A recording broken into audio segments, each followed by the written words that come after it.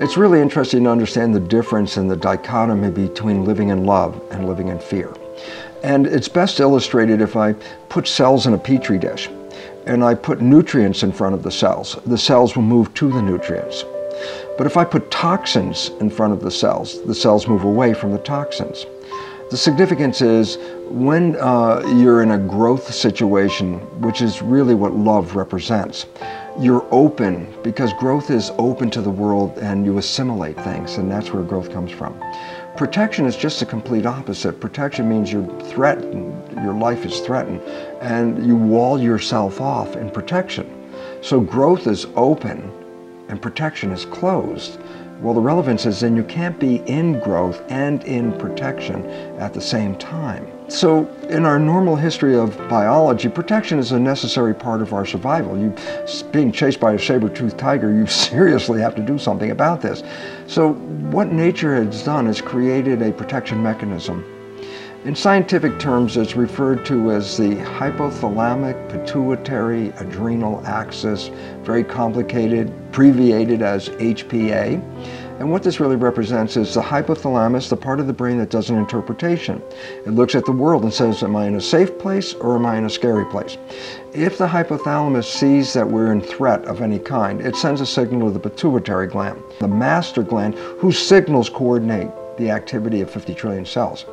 Well, in the case of a threat, the pituitary gland releases hormones that activate the adrenal glands. The adrenal system is referred to as fight or flight. So it's basically a protection mechanism. So I say, okay, great, the HPA axis, hypothalamus sees the threat, pituitary coordinates 50 trillion cells, and the adrenal gland prepares for a protection response. Well, if you're being chased by a saber-toothed tiger, you're going to have to use your arms and legs to run away or fight what you need to do. So the system, when under threat, releases stress hormones from the adrenal gland. The adrenal gland allocates all the energy of the system to run away from the saber-toothed tiger. Well, that means the first thing the adrenal gland activity does is cause the blood vessels in the gut to constrict. This forces the blood, which has the energy, to the arms and legs. But then you have to realize this. The moment you shut down the blood vessels of the gut, this is where growth and maintenance and the necessary control and stability of the body is coming from, the organs of the viscera. So when you're in a moment of threat, you shut down the energy going to this gut because you're allocating the energy to run away. That's one of the first things that happens is we shut down growth and maintenance of the body. And people say, well, growth, I'm an adult, I don't need to grow. And I go, we're made out of 50 trillion cells, but every day we lose billions, hundreds of billions of cells, numbers that are just too big to conceive of, actually. Normal attrition, aging, damage. And so basically it says every day you're losing hundreds of billions of cells. That means by definition, every day you have to replace hundreds of billions of cells. So while you don't see yourself growing, every day you are growing to match what you're losing. So if you shut down the growth of the system, it won't take very long for the system to become in a state of disrepair. Because if you're not maintaining the replacement of those cells, this will lead to sickness and disease. And number two, remember when the threat is present, the adrenal hormones are released in stress, they shut down the immune system.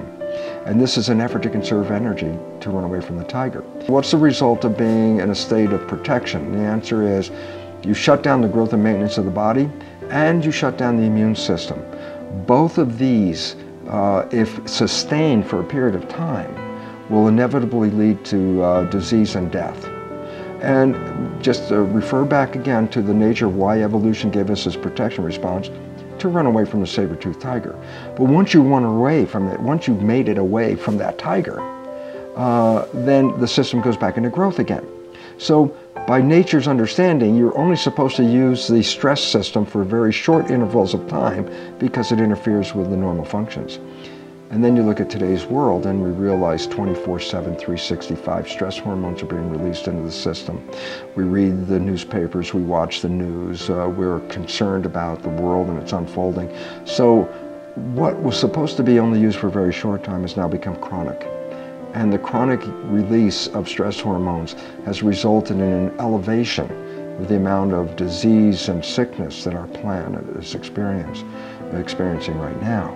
So the significance is we must recover And then to recover, it says, we must get out of the fear that we live in, because fear kills. It's interesting in regard to the level of health when we're in a state of growth or a state of protection. The level of health is totally a reflection of your vitality.